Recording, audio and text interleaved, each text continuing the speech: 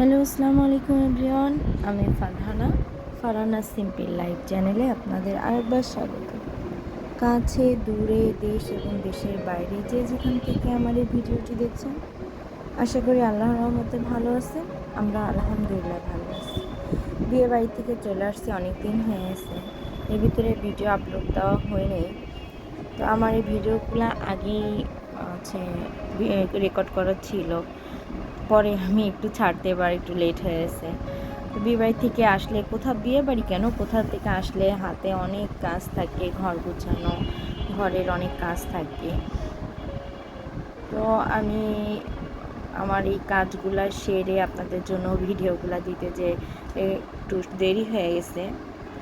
আর তা বাদে এমনি শরীরটাও ভালো ছিল না, পরিবেশ আবহাওয়াগুলো ভালো ছিল না, সব দিক থেকে করেই ভিডিওগুলো দেওয়া হয়নি।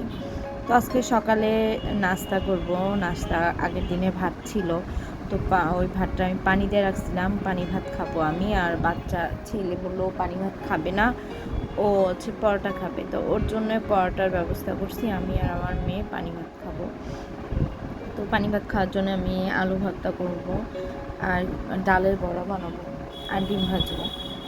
আর ছেলের জন্য পরোটা বানায় একটু ডিম ভেজে দিলে হয়ে যাবে। তো আমি আলু ভর্তা করার জন্য আলুটা ভাজতে দিয়ে দিছি। এখান থেকে ডালটা আমি আগেই ভিজাই রাখছিলাম, ভিজাই রেখে সুন্দর করে 2-3 বার করে ধুয়ে তারপর আবার একটু ভিজাই রাখবো। তো ডালটা ভিজতে ভিজতে আমার এখানে অনেক ধোয়াপালা জমে রয়েছে, তো চিন্তা করলাম ধোয়াপালাগুলো করে নিই। তো আমি সবসময় ধোয়াপালাগুলো এইভাবেই করি, একটু ভীম নিয়ে তার ভিতরে পানি দিই, পানি দিয়ে তারপর হচ্ছে গোলাটা গোলাই নিয়ে তারপর সেখান থেকে কাজ করি। এইভাবে আমার মনে হয় অপচয়টাও কম হয় এবং কাজগুলো খুব সুন্দরভাবে হয়, ভীমটা লাগেও কম।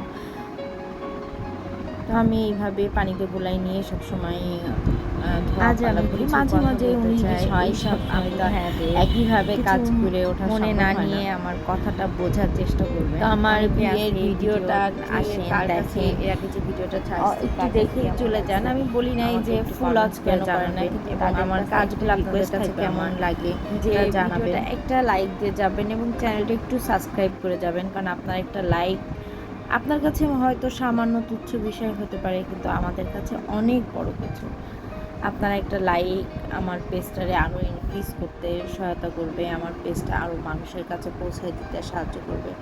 তো ওইসব আপু ভাইয়াদের কাছে রিকোয়েস্ট থাকবে, যারা ভিডিওটা দেখেন বা বাচ্চাদের সামনে আসে, দেখা যায় স্ক্রল করতে করতে ভিডিওটা চলে আসছে, ফিরে আসলে তাদের বলে একটা প্লিজ একটা লাইক দিয়ে যাবেন, তখন না অনেক কাজ জমে যায়। তো আমারও দেখেন এতে মানে আপনার রাত্রে একটু আলসেমি করছি, কিছু হবে না, আমি আগে বলছিলাম আমার অনেক কিছু এখানে আমাকে এতটুকু করে আমাকে হেল্প করবে। মানুষের ভিতরে গেলে কি হয়, খুব আনন্দের দিন কাটে, তখন ওখান থেকে আসলে নিজের খুব একা একা লাগে, কোনো কিছু করতে আমার কাছে ভালো লাগে না, আনইজি লাগে, কেমন যেন খুব একাকিত্ব ফিল করি। এই কারণে কোথা থেকে আসলে আমার মনটা খুব খারাপ হয়ে যায়। আমার ওই কিছুদিন সময় লাগে আমার ওখান থেকে বের হইতে। তো দেখা যাচ্ছে যে কাজ করতে ওইভাবে এনার্জি পাই না, ভালো লাগে না। তো যেটা না করলে নয় সেই কাজটুকুই আমার বেশি করা পড়ে, এই জন্যেই পরবর্তীতে এগুলো ভোগ করতে হয়, অনেক জমা হয়ে যায়, অনেক ক্লিনিংয়ের কাজ পড়ে যায়, ওগুলো করতে হয়।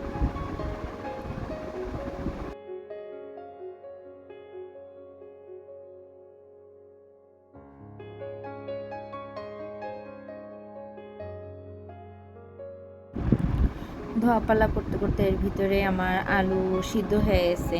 তো আমি ম্যাক্সিমাম টাইমেই দেখা যাচ্ছে আপনার এইভাবে ভেজে তারপর আলু ভর্তা করি। আপনার হচ্ছে সিদ্ধ করে যে নর্মালি যে আলু ভর্তাটা হয় ওইভাবে করাই হয় না, হয় ভেজে ভর্তা করি, না হলে ভর্তা করার পরে ওইটা চুলার উপরে দিয়ে হালকা একটু মশলা দিয়ে আমি সবসময় চুলার পরে একটু ভাজা ভাজা করে নিয়েই আলুটা ভর্তা করি। আর আলু ভর্তাটা পানি ভাতের সাথে হোক আর এমনিই হোক, একটু ভাজা ঘ্রাণটা আসলে আমার কাছে যেন ভালো লাগে, এই জন্যে আমি এইভাবে বেশি আলু ভর্তাটা করি। তো আলু ভর্তার জন্য দেখেন আলুটা ভেজে নিছি, তারপরে একটু মরিচ নিছি, একটু পেঁয়াজ নিয়ে হাতের ডুলে তেল দিয়ে, সামান্য তেল দিছি, যেহেতু আলু ভাজার সময় যথেষ্ট তেল ব্যবহার করা হয়েছে, এই জন্যে অল্প একটু তেল দিয়েই আমি হচ্ছে আলুটা ভর্তা করে নিছি। এরপরে আমি যে মুসুরির ডালটা রাখছিলাম ওইটা আমি বেটে বড়া বানাবো। তো ওই বাটার জন্য আমি এর মধ্যে মরিচটা একবারে দিয়ে দিই, মশলাটাও মাঝে মাঝে দিয়ে দিই, কারণ যেহেতু আজকে মশলা করা আছে এই জন্য মশলাটা দিয়ে নেই, মরিচটা দিয়েই মুসুরি ডালগুলা বেটে নিচ্ছি। ব্লেন্ডটা নষ্ট হয়ে যাওয়ার পরে আমার সমস্ত কাজ পাটাতেই করতে হয়। ব্লেন্ডার থাকলে আবার একটু সুবিধা হয় যে ব্লেন্ডারে দিলাম অল্প একটু সময়ের মধ্যে হয়ে গেল। আর পাটায় বাটতে গেলে তো জানেনই যারা পাটার কাজ করেন কতটা কষ্ট হয়।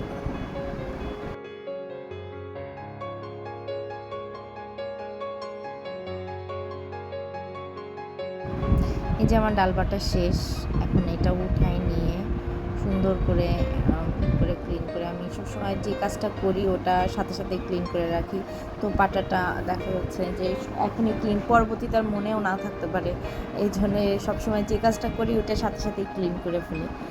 তো পাটাটা ক্লিন করে আমি এর ভিতরে সমস্ত মশলা দিয়ে বড়াটা ভেজে ফেলবো। পাটাটা ক্লিন করার জন্য পাটার পরে একটু পানি দিয়ে খালি পাটাটা বাটবেন, দেখবেন পাটার ভিতরে যত যা আছে এইগুলো সব সুন্দরভাবে উঠে ক্লিন হয়ে যায়। এভাবে খুব ইজি হয়, অন্য কিছুতে ঘেঁষে আর পরিষ্কার করা লাগে না। এভাবে আমি পরিষ্কার করি, পুরা আমার মনে হয় যে পাটাটা ক্লিন হয়ে যায়। ভিতরে যে ভাজের ভিতরে যেগুলো থাকে ওইগুলা ছাড়া এক্সট্রা ক্লিন হয়ে যায়। তো আমার আলু ভর্তা করা হয়ে গেছে। এখানে বড়াটা আমি বড়ার ভিতরে পেঁয়াজ দিয়ে নিচ্ছি, একটু মশলা দেব, হালকা একটু আদা রসুন বাটা আর জিরা বাটা, আর হচ্ছে একটু হলুদের গুঁড়া, একটু মরিচের গুঁড়া, এটা দিয়ে আমি বড়াটা ভেজে নেব।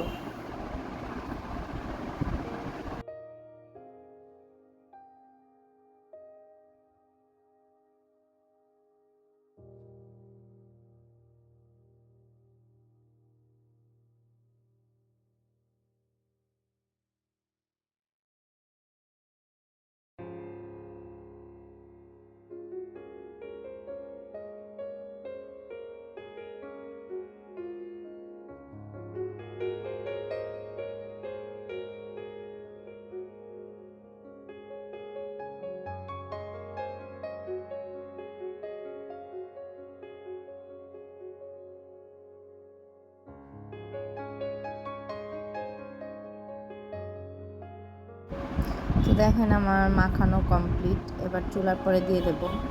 তো এই দিক থেকে বড়া ভাজা হচ্ছে, এদিক থেকে ছেলের জন্য আমি পরোটা বানাইতে চলে আসলাম, কারণ আমি নাস্তা খেলে ওর তো খাবে, ওরও ক্ষুধা লাগছে, তো ওর জন্যে পরোটা। আর আমি নাস্তাটা সবসময় মেয়ে আসলেই খাই, তো আমার মেয়ে আসলেই খাবো, তো ওর জন্যে পরোটা বানাচ্ছি। আমার এই ভিডিওটা যারা এই পর্যন্ত কন্টিনিউ করছেন তাদেরকে অসংখ্য ধন্যবাদ।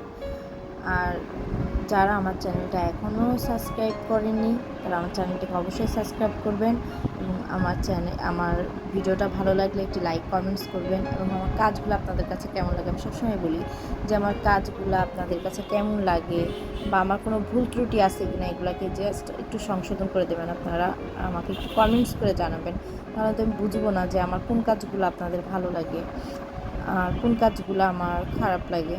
তো একটু কমেন্টস করে জানাবেন। আর যারা আমার চ্যানেলটা অলরেডি সাবস্ক্রাইব করে দিয়েছেন এবং লাইক দিয়েছেন তাদেরকে অসংখ্য ধন্যবাদ।